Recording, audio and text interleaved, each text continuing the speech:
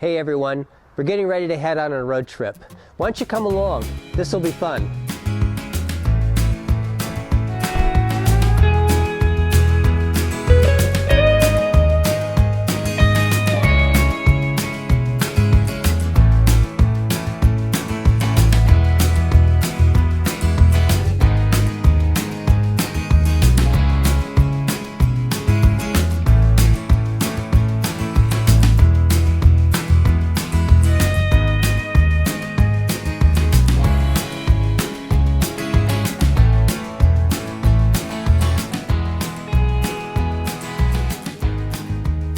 Hey everybody, today we're coming to you from the Museum of the Gulf Coast, and I'm talking with Tom Neal, the director at the museum. And Tom, when did the museum actually first open? And we had a small collection of items that they started collecting through early times here back in the 50s and the 60s. But the Museum of the Gulf Coast itself began officially in 1994 with the theme of telling the story before early men through pop culture.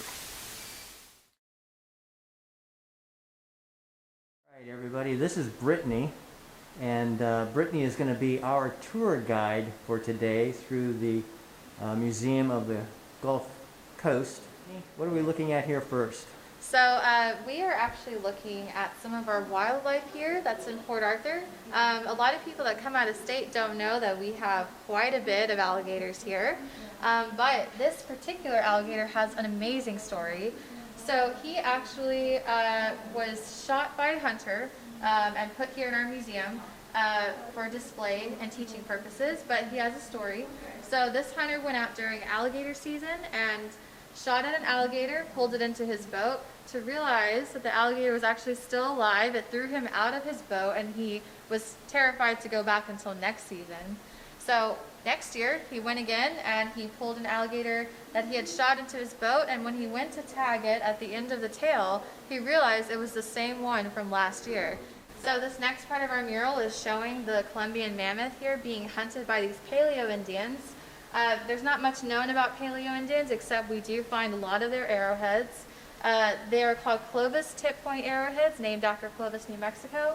And the early weapon they used right here is a very early spear prototype with a reloadable end. And they would carry several of these, and they would use this tool here called an atlatl and hook it at the end and use an upward motion to take down this large animal. The Battle of Sabine Pass really wasn't a big deal in terms of whether the North or the South won, but it is an interesting point of military history. So they practiced shooting out with their cannons and marked the water with reeds of how far they could shoot out. So whenever the Northern Army was stationed in New Orleans, they actually were ready for them when they came up to Sabine Pass. They waited until they were as close as possible and then shot at with all the artillery they had. And they actually were able to defeat 4,000 men. So those 4,000 men turned tail and went back to New Orleans. So it's just an amazing feat of military history where 40 men defeated 4,000. So this section here is our petrochemical section. This is where I bring a lot of our local students so they can understand what the forms that can be derived from crude oil and what they can be turned into. There's over 200 people when you leave the first floor of all the history that you have, and you move the second floor, you move into the pop cultures, the sports, the music, the notable people, right, and Rauschenberg. So we have the 30th anniversary today, Music Dive. Miss Holly was here, who does not participate in any of those things. There are 17 members of Richie Valens' family, and T.C. Richardson, the Big Bopper's wife. They all came together, and they met here for the first time. And after that tragedy that happened 30 years later, and it was an amazing experience here. A long, long time ago, I can still remember how that music used to make me smile. And I knew if I had my chance, I could make those people dance, and maybe they'd be happy for a while.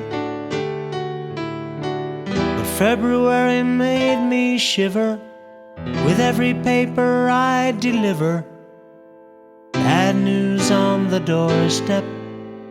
I couldn't take one more step. I can't remember if I cried when I read about his widowed bride. Something touched me deep inside the day the music died.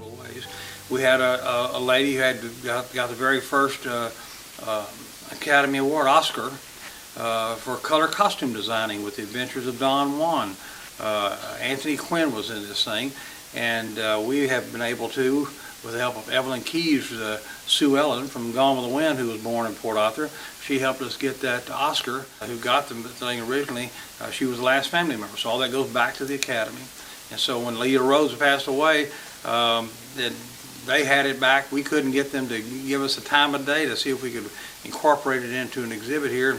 Evelyn Keyes just put her hand right in that thing. Within moments they're calling us trying to find out how they can get that Oscar to us. And so we have on display here an original Oscar. But this area, I mentioned Texaco and Go, inspired a lot of people. Music and sports.